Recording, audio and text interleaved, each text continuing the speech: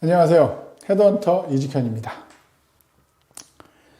자, 오늘은 한 3년차 이하 경력을 가진 분들이 이제 이직을 위해서 경력기술서나 이제 자기소개서를 쓸 때 이제 좀 가장 많이들 어려워하시는 부분이 이제 성과를 어떻게 표현을 해야 되는지 그 부분에 대해서 많이들 어렵다고 말씀을 하세요. 그게 당연할 수밖에 없는 게 경력이 3년 이하면은 솔직히 말씀드려서 신입사원에서 이제 그걸 좀 벗어난 정도잖아요. 그렇기 때문에 이게 회사라는 조직에서 그 3년 이하의 경력을 가진 사람이 뭔가 다른 사람들의 주목을 받는 성과를 만들어내는 거는 정말 쉽지 않은 일입니다. 그렇기 때문에 그런 성과를 경력기술서와 자기소개서에 표현하는 거 어려운 게 당연하다고 생각을 하시면 됩니다.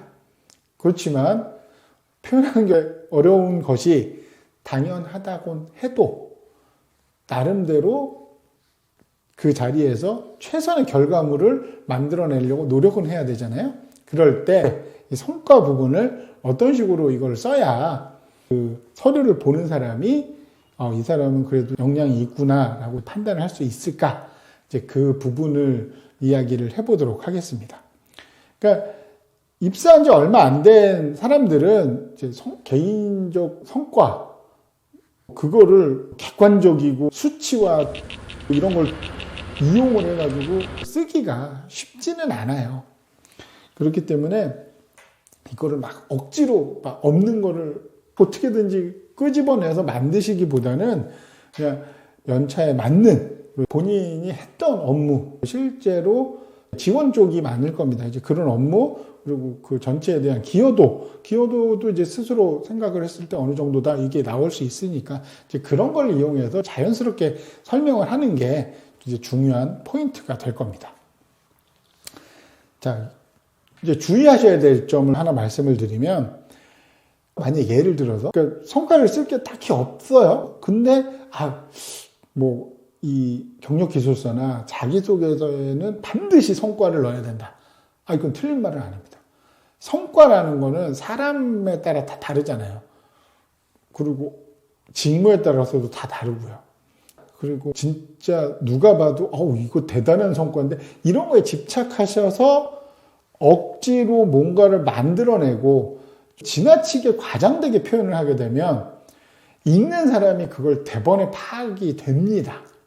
왜냐하면 인사 담당자가 볼지 현업 이제 그 채용 결정하는 팀장님급이 볼지는 모르지만 누가 됐건 그 사람들 자기소개서나 경력기술서 정말 많이 본 사람들이거든요.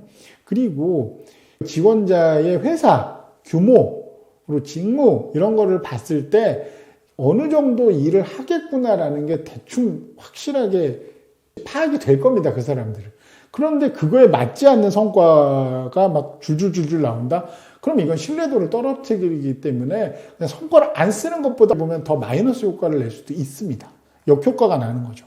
그렇기 때문에 그냥 차라리 그런 경우라면 그냥 했던 업무들을 보기 좋게 구조화시키고 카테고리화를 시켜서 잘 정리를 하는 게 오히려 더 도움이 될 수도 있습니다. 그러니까 없는 성과를 억지로 쓰시면 안 돼요. 그 부분을 꼭 기억을 하셔야 됩니다.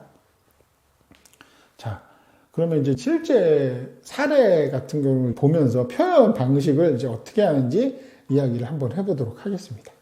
자, 예를 들면 팀 내 자료를 정리하고 프로젝트 성과를 극대화하는 데 기여했다.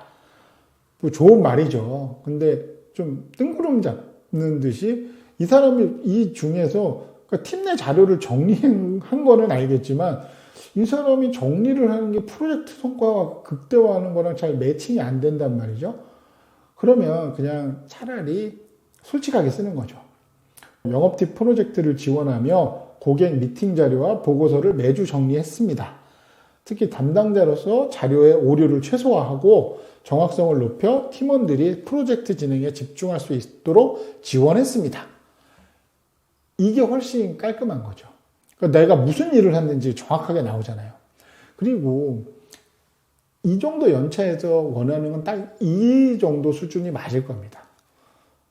그러니까 지원을 하고 끌고 나가는 사람들, 이제 주도적으로 끌고 나가는 사람들이 필요한 거를 적재적소에서 이제 지원을 하는 거죠.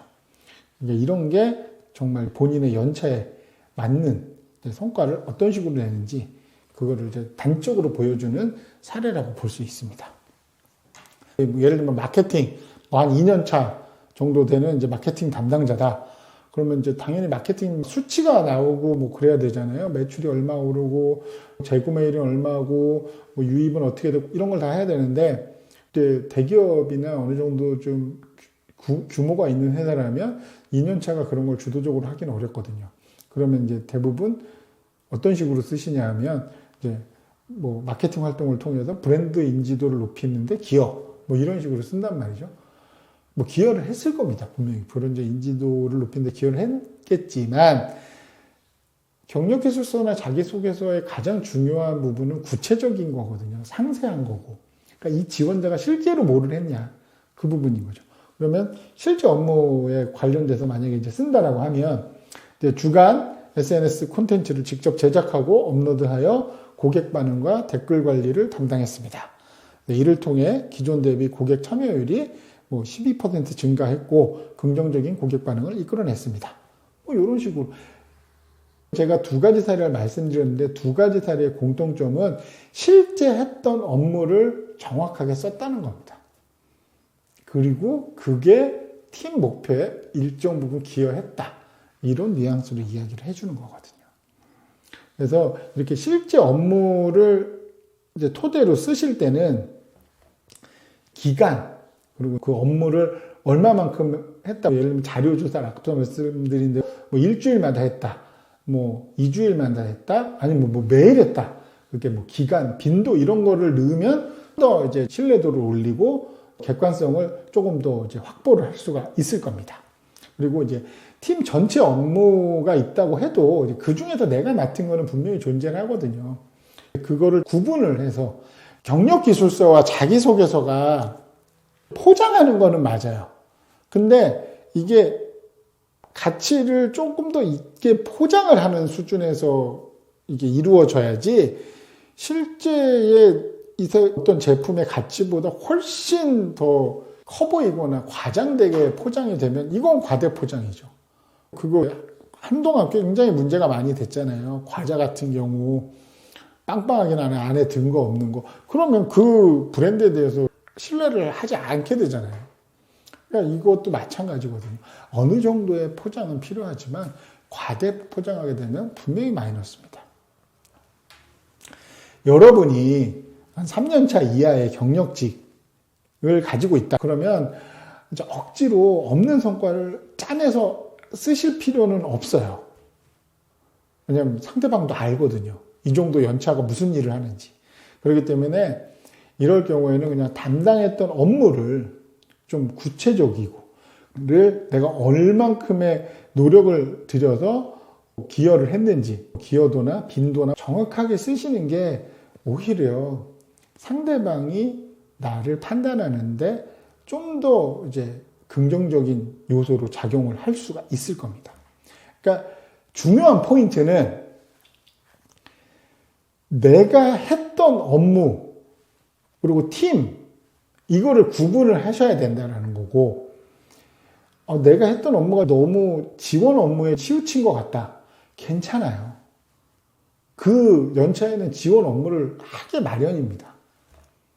그래서 상세하고 구체적이고 이 부분에 초점을 맞춰서 성과를 작성을 하시면 충분히 이제 도움이 될 겁니다. 그러니까 아까 다시 한번 강조를 해서 말씀을 드리면 여러분의 경력기술서나 자기소개서를 보는 사람들은 여러분의 그 인적사항이나 경력사항을 보면 어떤 정도의 일을 했다라는 걸 알고 있어요. 그렇기 때문에 뭔가 남들과 차별화된 엄청난 성과 이런 거를 원하는 게 아니거든요. 이 사람들은 이 연차에 맞는 업무를 얼마나 충실하게 수행을 했느냐, 이 부분이 중요한 거죠. 제가 오늘 말씀드린 이야기가 도움이 되셨다면 좋아요와 구독 부탁드리겠습니다.